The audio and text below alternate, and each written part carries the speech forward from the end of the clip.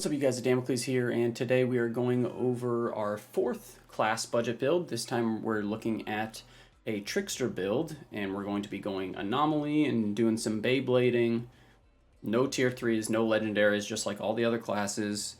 So make sure if you like this, like, comment, subscribe, and come follow me on Twitch. We're streaming all the time, and we're doing viewer carries, all that. We got a pretty good community growing, so make sure you come check me out on Twitch, twitch.tv/Damocles. Again, basics of these builds are no tier 3 mods, no legendaries.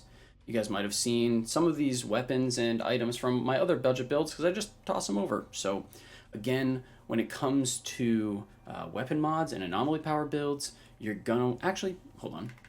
Let's just go straight over to the skill tree so you guys can see this real quick. I will hide my webcam shortly just so you can see which nodes we're taking. Right here, take a screenshot if you feel like it. 3, 2, 1. Okay. So you guys might be thinking, this looks a little weird, AD. What's up with this? Trickster's a little weird. Okay, so we're going to be doing basically a hybrid combination of melee Trickster along with spamming abilities Pyromancer, if that makes sense. So we take anomaly persistence and oddity resistance so that we get reduced damage from elites, because unlike the melee devastator where you get a lot of self-healing from just like extra bleeds and stuff, you don't get that same kind of self-healing on Trickster. So the reduction in damage from elites can be pretty helpful.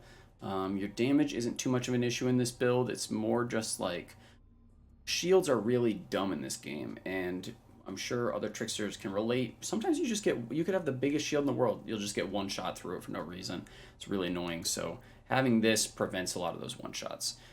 Aside from that, we're going concentration life transfer. We're not picking up resistance piercing. I'll explain that a little bit later. You can if you want to, if you feel like you're lacking damage or you just have a lot of skill leech on your build, but I'm not going that route. Anomaly scything makes it so when we activate our melee, we get an anomaly power increase, 30%. That's obviously always nice. And with a melee build where we're going to be meleeing all the time, having consistent 30% anomaly power increase is going to be super beneficial. We pick up cooldown reduction on all of our damaging abilities because, again, we're going to be using Temporal Blade and Cyclone Spin, and you want to have those off cooldown as much as possible. Withering Scything, I just have Trample the Weak on my build because it was one of the hodgepodge mods that I just had like on a piece of gear. If you don't have that, you can go and pick up any of these other ones that you like. It's totally up to you, but this is just making it so when I melee, I'm applying weakness, which is going to reduce the damage that other enemies around me deal to me, and because I'm running Trample the Weak, I deal 10% more damage to them, so that's really nice. We're running Combat Shield Timeline. We're skipping Counter Shield because we're not using any Deception skills.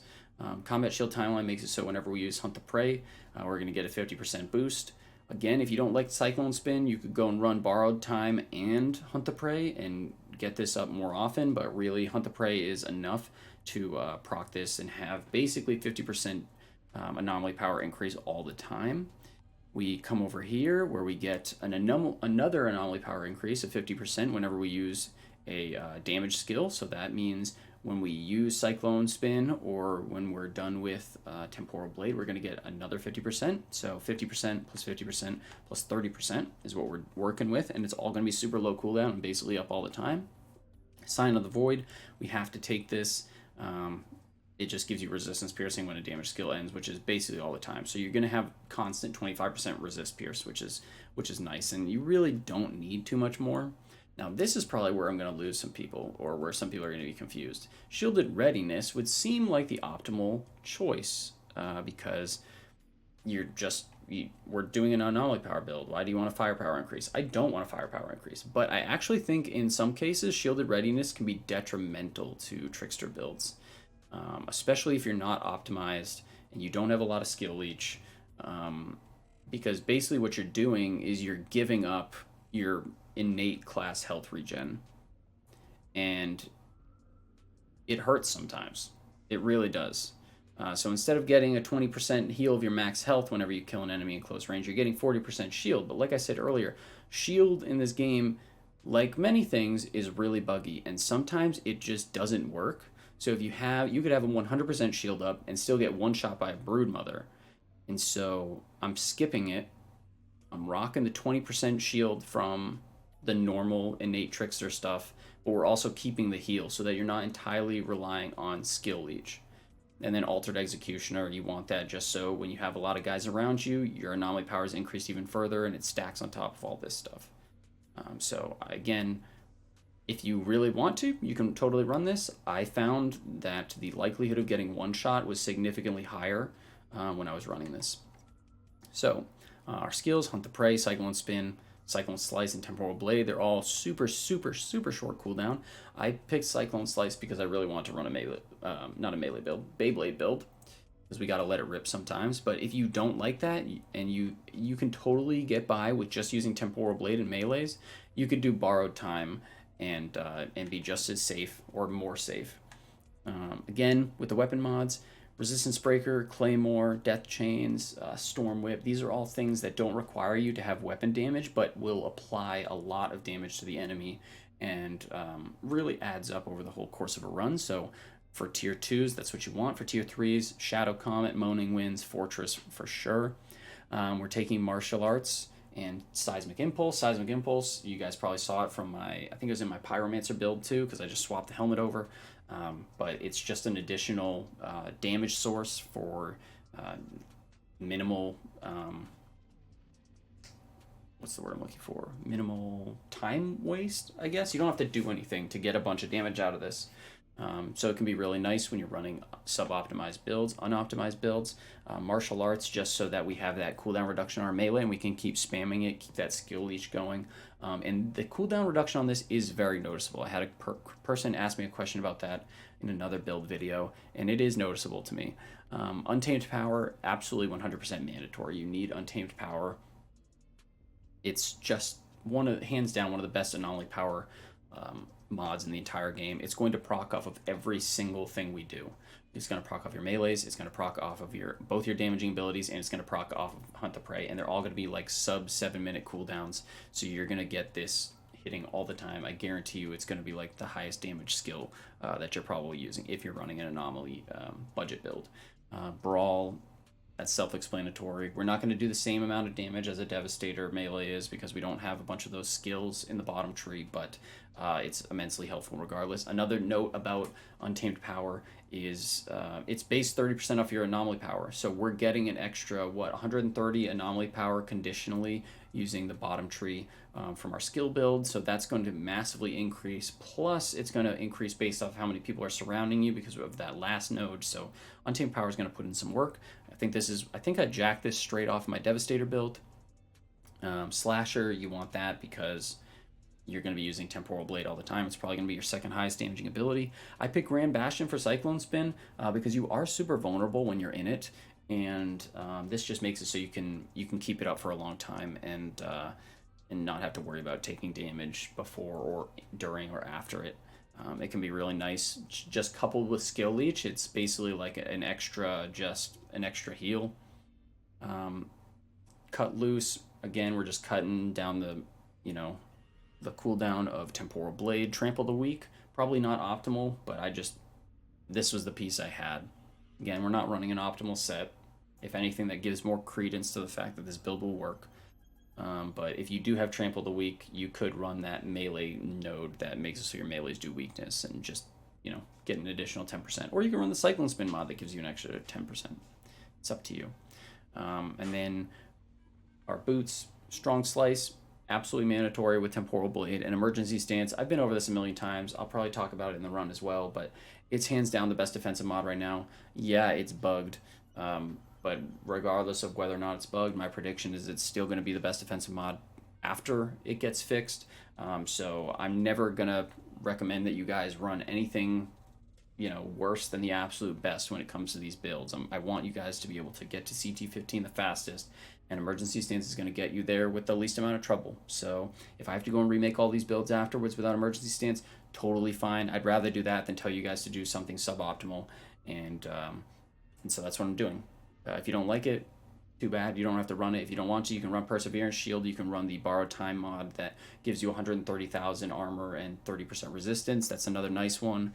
Damage Absorber, those are all great replacements. But I'm not going to sugarcoat you guys ever. I'm going to tell you straight up. Emergency Stance, right now, it's bugged, and it's the best defensive mod. Once it gets fixed, it's probably still going to be the best defensive mod even without the bug, so just run it. If you have any complaints, put it in an envelope and toss it in the trash can because I don't care. And for, I almost forgot, for stats, anomaly power, cooldown reduction, skill leech. Status power doesn't do too much for the Trickster because it's not like we're running Pyro where burn is going to be a large central point of our damage. You want to have that skill leech, especially if you're running Cyclone Spin, because that's what's going to keep you alive. And if you, especially if you take this shield mod, you need to have skill leech, otherwise you're just going to straight up get destroyed because you're going to have no healing at all. And that is it for the build. So let's hop into Arcways. Again, one of the best expeditions to run when you're trying to get CT14. Gold, I'm going to be running on CT15 just because I only have one character slot left for making all these budget builds, and I need it to make an inventory mule. So let's hop into it. All right, let's give this build a go. CT15. You guys will probably be doing it on CT14, so it'll be a little bit easier. Tiago was right about that hum. My teeth are chattering from the vibration. But again, no tier 3s, Some kind of switch over there. no legendaries. It'd probably be better with Borrowed Time and more Cyclone Spin mods. But I really just want to run Cyclone Spin.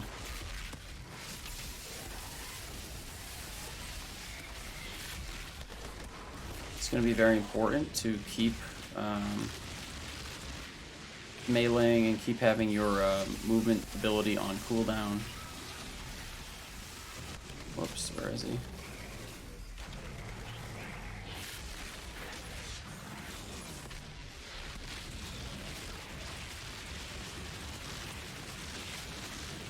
Just because without it, you're going to be missing a large amount of damage. Your anomaly power bonus is not going to be there. It's going to be very unfun.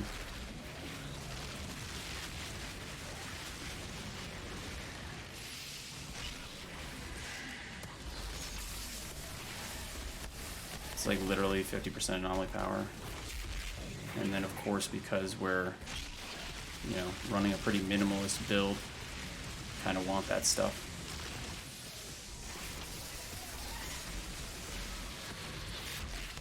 Obviously improvements could be made to this,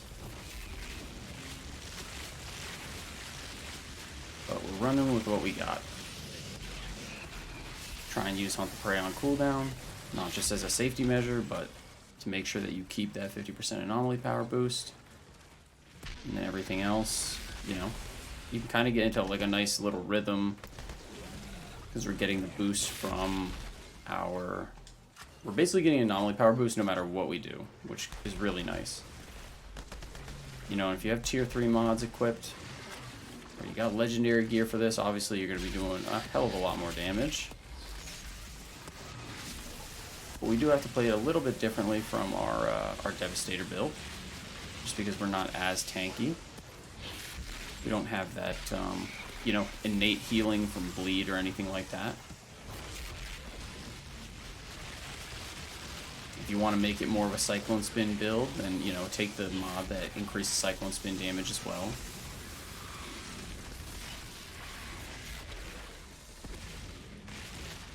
And probably the mod that increases the speed that you move in Cyclone Spin.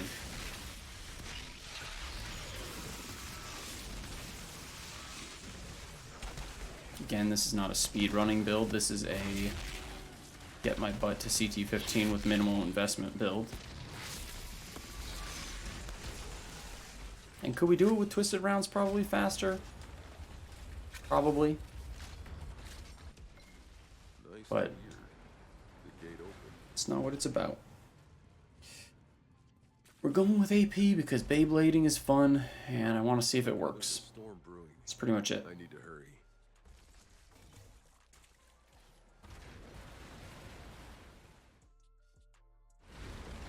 You also want to make sure that you're holding down, you know, your triggers or your mouse button as often as possible as well, just to get damage from your weapons when you're not doing damage with your cooldowns.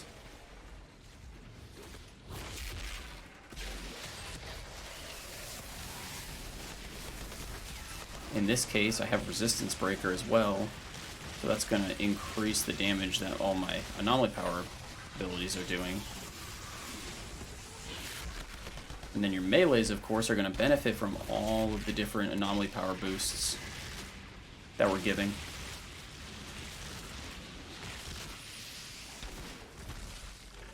So you want to weave those two. I mean, that's why we're running melee mods, right? It's literally just to eke out as much damage from Untamed Power as humanly possible. Because again, Untamed Power is so damn good. And that's why the Anomaly Pyro build is so damn good too, because you basically have Untamed Power, and then you have twice as hot, which is basically an additional Untamed Power on burning enemies.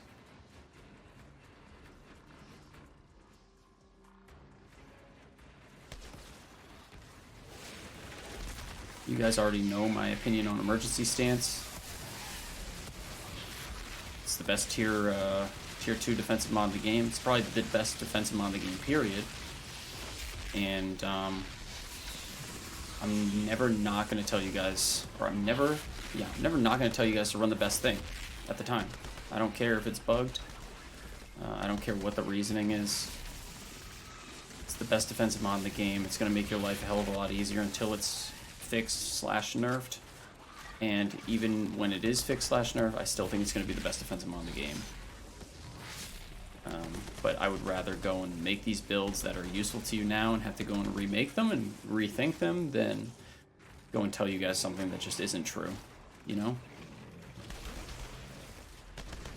But if you're opposed to it, you could run Borrowed Time with the Borrowed Time, you know, armor increase mod. That's another great option.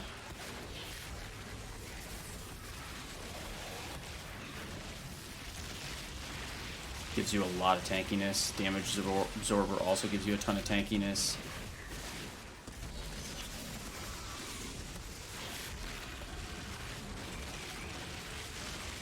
Perseverance Shield can be nice, especially if you're running a bunch of, you know,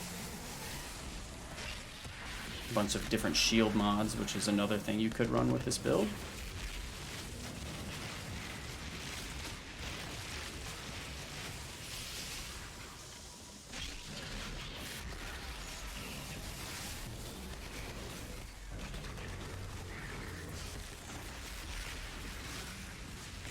Really don't want to be standing anywhere near this Broodmother.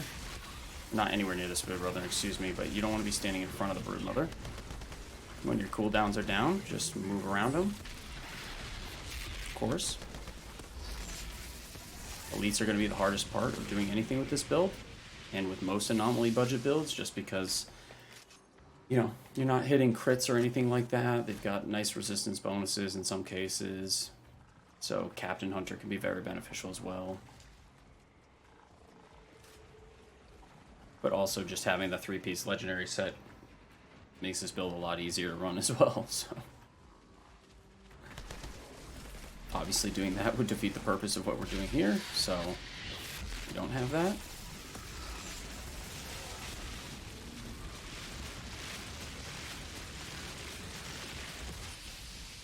Some of you guys might have been wondering, like, why are we going the bullet option in the very last, like, trait of the bottom tree? And it's because shields seem to be kind of bogus in this game, if I'm being honest. It's been many times where I've gotten one shot through, like, a full percentage shield. The only thing that can really be trusted in this game is your health bar. So I actually went for taking the objectively worst trait, just so that we wouldn't be getting one shot through shields constantly, and we wouldn't have to sacrifice getting healed in close range. Because I do think that's important, in addition to the skill leech. Skill leech is going to be a huge factor, especially if you're running a Cyclone Spin build. But I'm telling you guys, I'm sure other tricksters that have played will tell you as well how many times they've gotten one shot through shields for no reason. It's really weird. Like, I would assume that, you know, if you have a shield up, it acts as like a second health bar. You know, you get 8,000 points of shield from Perseverance Shield. Like, if a boss hits you, it should have to go through the shield first, right? But that doesn't seem to be the case. It seems to be the opposite. It seems to be like just a resistance buff of some kind or something like that. It's very weird.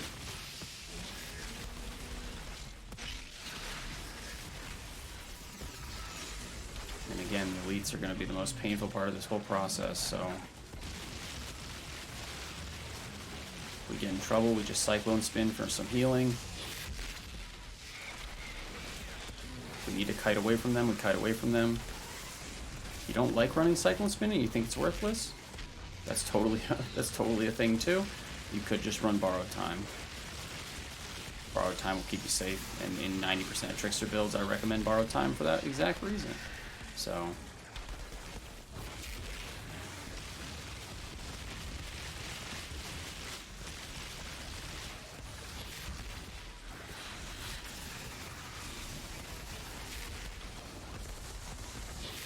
and then just like Devastator, use your melee whenever you can.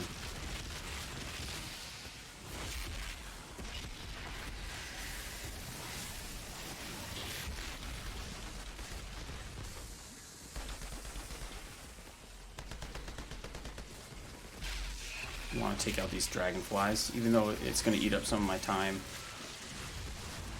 Getting one shot by dragonflies is not fun, and this is a really good opportunity to take them out, because if you leave up one of those little spitter guys on the ground, these brood mothers seem to be triggered off of like a certain percentage of enemies being alive still.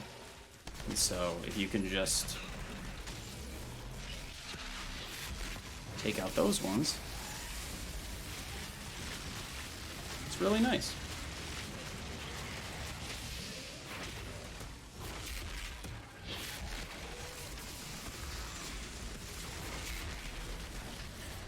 You also really, really, really need to be careful of the broodmother dot damage right here.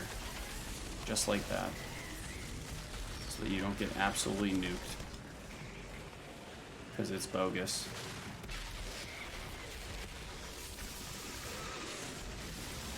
You really don't want to tank both of them right now. This build is not as tanky as a melee Devastator build is.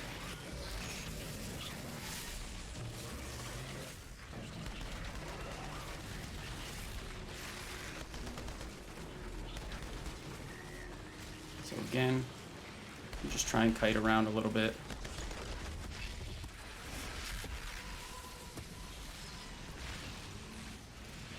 Get one of these guys down.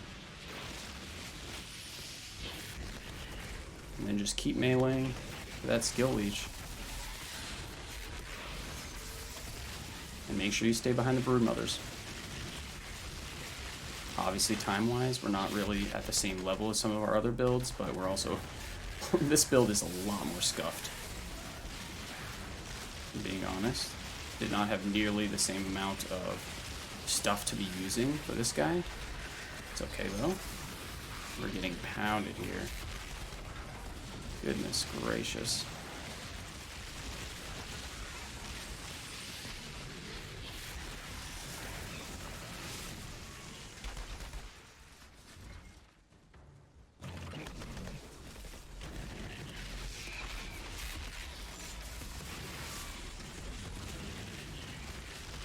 Broodmother down. And as long as we don't get absolutely hilariously wrecked by these guys, that should be the end of our CT15 run. Pretty easy. Pretty relaxing. Just spam your cooldowns and you'll be fine. Use your melees. There you go. Easy peasy lemon squeezy. As always, guys, If you found this video to be useful, please come and check me out on my Twitch, twitch.tv/Damocles, where I do viewer carries and I offer build advice all the time. I'm streaming all the time. And make sure you subscribe and like on YouTube for that algorithm. We're trying to build a community here. We got a pretty solid following on Twitch so far. And I really like making these budget builds for you guys. Please let me know if you have any questions or you want to see budget build updates or you want to see any kind of other build updates. Now we've got budget builds for literally everything. And that's pretty much going to be it for me, guys. Damocles out. Actually, hold on. I'll show you what the damage output looks like. Guarantee you Untamed Power is probably going to be number 1. Yep. Untamed Power, too good, guys. Too dang good. And look at these mods. See, even these mods put in work, even though I wasn't using them that much. We used our melees the most, but every single one of these procs Untamed Power. So that's why it's really important to use. Alright. I love all you guys. Thank you for all the support. We just hit Twitch affiliate. But with the viewers we're getting, let's just blast on through to Twitch partner, guys. Am I right? Alright, you guys have a good day.